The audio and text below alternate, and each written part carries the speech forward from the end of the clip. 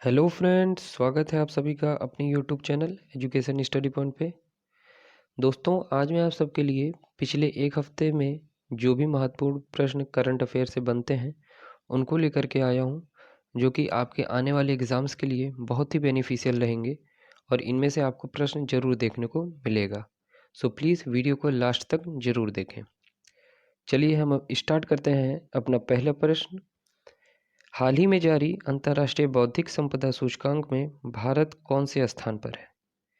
देखिए, अभी अंतर्राष्ट्रीय बौद्धिक संपदा सूचकांक इंडेक्स जारी हुआ है, जिसको जारी करता है यूएस चैम्बर।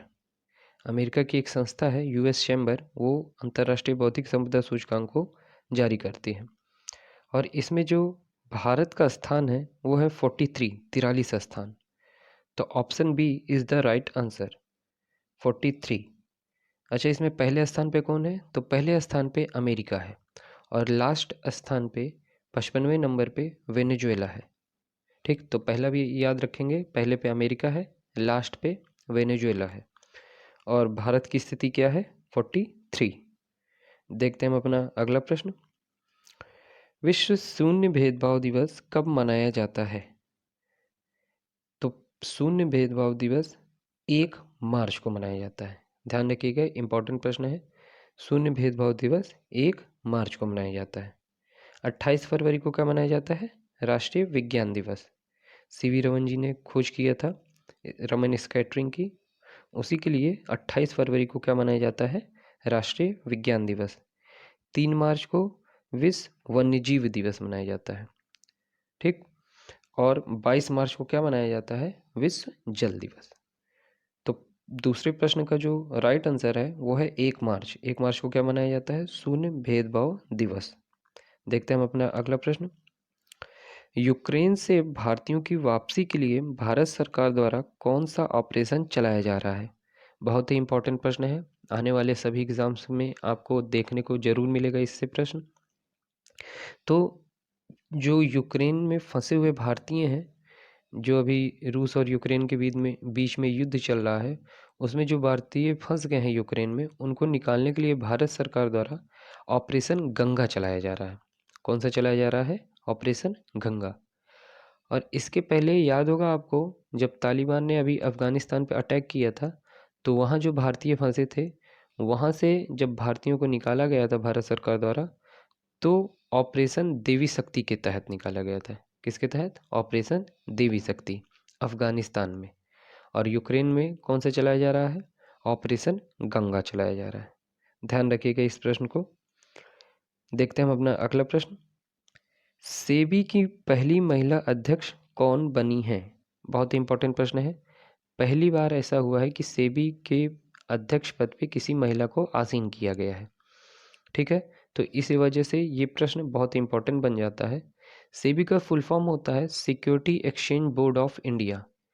इसका जो मुख्य कार्य होता है वो होता है शेयर मार्केट को देखना, मतलब जो शेयर मार्केट में कोई धांधली ना हो, इन सब पे ध्यान देना। जैसे आपको याद होगा, एक हर्षद मेहता स्कैम भी हुआ था 1992 में, उसी के बाद इसका अधिनियम आया था। उसके पहले अधिनियम नहीं बना था, स्थापना पहले हो चुकी थी लेकिन अधिनियम बाद में आया। ठीक है, तो सेबी की जो स्थापना हुई थी वो हुई थी 1988 में और अधिनियम कब आया? 1992 में। ठीक, और इसका जो मुख्यालय है वो है मुंबई में। और अब की बार अध्यक्ष पद पे किसको बैठाया गया है? Option C, Madhabi Puri Buch. ठीक, तो पहली जो महिला अध्यक्ष बनी है वो बनी है माधवीपुरी बुच। किसके स्थान पे? अजय त्यागी के स्थान पे। नाम ध्यान रखिएगा, माधवीपुरी बुच, ये पहली महिला अध्यक्ष बनी है। बढ़ते हैं हम अपने अगले प्रश्न पे। भारत का पहला ई कचरा इको पार्क कहाँ खोला जाएगा? ई ई मतलब होता है इलेक्ट्रॉनिक। ठीक है, तो जो इलेक्ट्रॉनिक कचरा इको पार्क है वो खोला जाएगा ऑप्शन सी, दिल्ली में। कहाँ खोला जाएगा? दिल्ली में। तो पहला ई कचरा इको पार्क कहाँ खोला जाएगा? दिल्ली में। देखते हैं हम अपना अगला प्रश्न। प्रो कबड्डी लीग का 8वां सीजन किसने जीता है? तो अब आपको पता ही होगा कि प्रो कबड्डी लीग अभी हाल ही में संपन्न हुई है, जिसको जीत लिया है दबंग दिल्ली ने। और किसको हरा के जीता है? पटना पायरेट्स को हरा के। Patna pirates pro kabaddi league की सबसे सक्सेसफुल टीम है, क्योंकि इसने 3 बार खिताब जीता है और अब की बार भी ये रनअप रही है। और जीता किसने है? दबंग दिल्ली ने जीता है। दबंग दिल्ली का ये पहला खिताब था। इसकी जो शुरुआत हुई थी प्रो कबड्डी लीग की, वो हुई थी 2014 से, और उसमें जो पहला विनर था वो था जयपुर पिंक पैंथर। ठीक है, शुरुआत कब हुई थी? 2014 में। अब की बार 8वां सीजन किसने जीता है? दबंग दिल्ली ने। किसको हरा के? पटना पायरेट्स को हरा के। ध्यान रखिएगा, ये भी प्रश्न इंपॉर्टेंट है। देखते हैं हम अपना अगला प्रश्न। केंताजी ब्राउन जैक्सन किस देश की पहली अश्वेत न्यायाधीश बनी है? देखिए, ये भी इंपॉर्टेंट प्रश्न है। केंताजी ब्राउन जैक्सन ये अमेरिका की पहली अश्वेत महिला न्यायाधीश बनी है। अमेरिका की पहली अश्वेत महिला न्यायाधीश कौन बनी है? केंताजी ब्राउन जैक्सन। तो इस प्रश्न का राइट आंसर क्या हो जाएगा? Option A, America. पाकिस्तान में भी अभी हाल ही में मुख्य न्यायाधीश बनी है एक महिला, जिनका नाम है आयशा मलिक। तो उनको भी याद रखिएगा। आयशा मलिक कहाँ बनी है न्यायाधीश? पाकिस्तान में। और केंताजी ब्राउन जैक्सन कहाँ बनी है?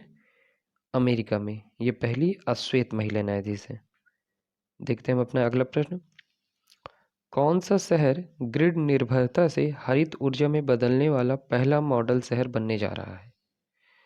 ये भी प्रश्न काफ़ी इंपॉर्टेंट है। ग्रिड निर्भरता मतलब होता है जैसे सोलर एनर्जी जो होती है वो ग्रिड पे आधारित होती है।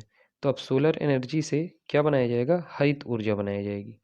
ठीक है, तो इसके लिए जो शहर को तैयार किया जा रहा है वो होगा आपका ऑप्शन बी, कोणार्क शहर। ठीक है, आपने नाम सुना होगा, उड़ीसा में है कोणार्क। कोणार्क का सूर्य मंदिर नाम सुना होगा आपने, जिसको हम कहते हैं ब्लैक पैगोडा भी कहते हैं। कोणार्क के सूर्य मंदिर का दूसरा नाम क्या है? Black pagoda. इसका निर्माण किसने करवाया था? गंगवंश के नरसिंह देव फर्स्ट ने। गंगवंश के नरसिंह देव फर्स्ट ने कोणार्क या ब्लैक पैगोडा का निर्माण करवाया था। ठीक है, तो इसी शहर को, कोणार्क शहर को अब क्या बनाया जा रहा है? ग्रिड निर्भरता से हरित ऊर्जा में बदलने वाला शहर। ठीक, तो ये प्रश्न भी ध्यान रखिएगा। कोणार्क कहाँ है? उड़ीसा में है। देखते हैं हम अपना अगला प्रश्न। हाल ही में विश्व के महान स्पिन गेंदबाज शेन वॉर्न का निधन हो गया, वे किस देश के थे? अभी आपको पता होगा कि 2 दिन पहले ही शेन वॉर्न जी का हार्ट अटैक से निधन हो गया, और ये ऑस्ट्रेलिया के महानतम गेंदबाज थे। इन्होंने टेस्ट मैच में 700 से अधिक विकेट लिया है। ठीक है, तो जो शेन वॉर्न थे वो कहाँ के थे? ऑस्ट्रेलिया के थे। देखते हैं हम अपना लास्ट प्रश्न। यूरोप का सबसे बड़ा परमाणु ऊर्जा संयंत्र ज़परेज़िया किस देश में है? देखिए, ये प्रश्न अभी बहुत चर्चा में है। ज़परेज़िया स्थान बहुत चर्चा में है। क्यों? क्योंकि आपको याद होगा एक यूक्रेन में ही बहुत बड़ी त्रासदी हुई थी 1986 में चेरनोबिल परमाणु संयंत्र में, जहाँ गैस का रिएक्शन हो गया था और उस रेडिएशन से बहुत ही ज़्यादा लोग प्रभावित हुए थे 1986 का चेरनोबिल प्लांट में। और उसी तरीके से एक सबसे बड़ा यूरोप का जो परमाणु ऊर्जा संयंत्र है ज़परेज़िया, उस पे भी रूस ने अटैक किया है यूक्रेन में जो कि अवस्थित है। तो उसमें भी रेडिएशन निकलने का खतरा बना हुआ है। इस वजह से ज़परेज़िया जो परमाणु ऊर्जा संयंत्र है ये हाल ही में बहुत चर्चा में रहा है। तो ध्यान रखिएगा, ज़परेज़िया परमाणु ऊर्जा संयंत्र यूरोप का सबसे बड़ा परमाणु संयंत्र है, जो कि कहाँ अवस्थित है? यूक्रेन में है। ठीक, सो फ्रेंड्स, इन 10 प्रश्नों में जो भी इम्पोर्टेंट प्रश्न बन सकते थे आपके एग्ज़ाम के दृष्टिकोण को देखते हुए, उनको मैंने आपको एक्सप्लेन किया और ऑप्शन के भी बारे में बताया। तो अगर आपको वीडियो अच्छा लगा हो तो वीडियो को लाइक ज़रूर करें, शेयर करें और चैनल को सब्सक्राइब करना बिल्कुल ना भूलें। बेल आइकन भी ज़रूर दबाइए। तब तक के लिए धन्यवाद। मिलेंगे हम अपने नेक्स्ट वीडियो में।